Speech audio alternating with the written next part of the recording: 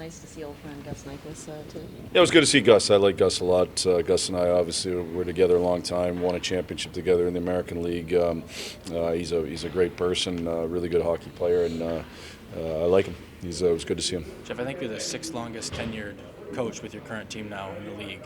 Why do you think it's so hard to stay in one place in this profession for an extended period of time?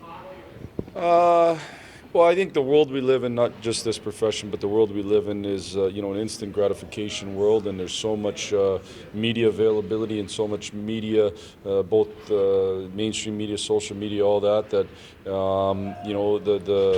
the pressure tends to mount quickly and whatnot. I'm sure part of it is, obviously Mike was fired yesterday in Toronto. Mike's a great hockey coach. I don't think anybody that is around the game doesn't think Mike's not a great hockey coach. He's a great hockey coach who did tons for me and, gave me a chance in this league and then hired, and then during my time in the American League, we had unbelievable real conversations that he helped me and still to this day. I talked to him via text yesterday, but I talked to him, 3 weeks ago. He called me just to see how things are going. So it's the nature of the business, and we all accept that. Certainly, it's at a spot where sometimes I think when there's a lot of pressure, this isn't referring to their situation, but you asked me a general question. When there's a lot of pressure, sometimes you make good decisions, and sometimes you let outside influences affect your decisions, and that's partly why I think at times it's hard to stick around.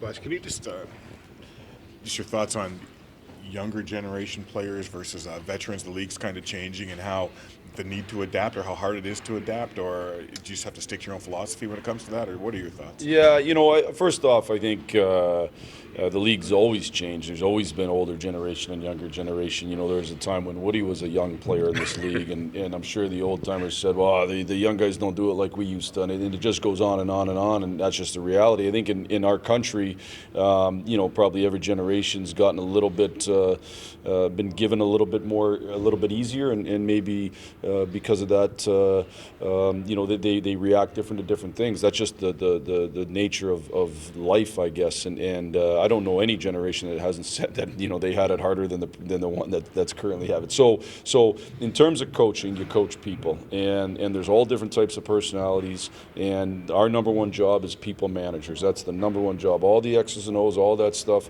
that all is totally secondary to people management.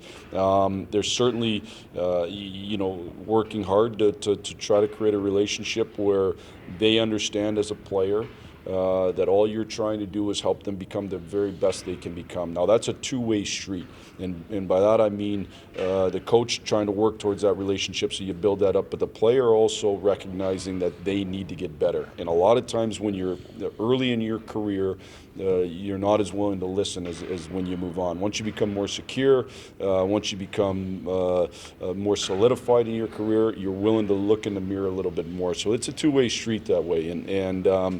But I think that's the biggest thing, is just understanding that everything that you do as a coach is to try to make help the player be the very, very, very best they can. Nothing would crush me more as a coach than if I heard 10 years down the road, I wish you wouldn't have let me get away with that. And that to me would crush me more than anything else. You want to make sure that you're helping people get to the very, very best of their abilities.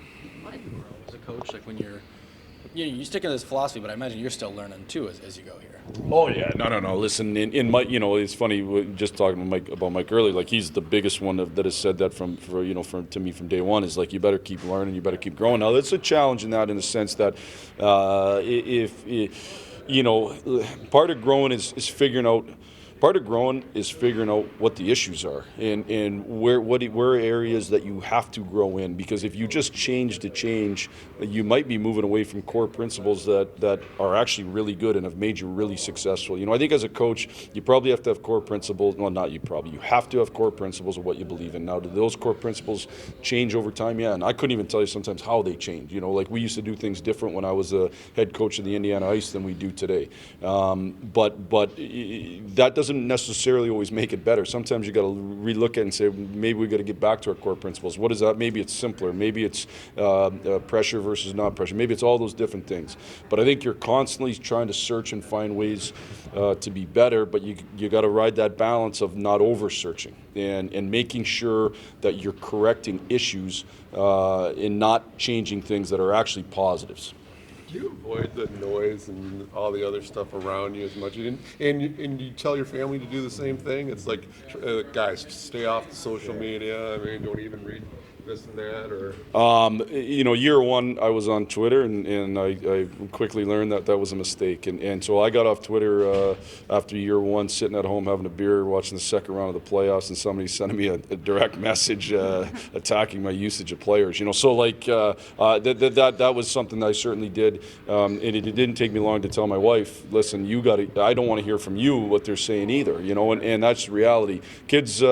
My kids aren't on any of that type of social media, but they certainly understand what my oldest gets. They're into. He's 13, so they like to give each other burns, I guess, on the ice, or what do you call it, beak each other. And so he hears lots that his dad sucks, and I've given him some comebacks that my wife says aren't appropriate. So we'll see. But yes, and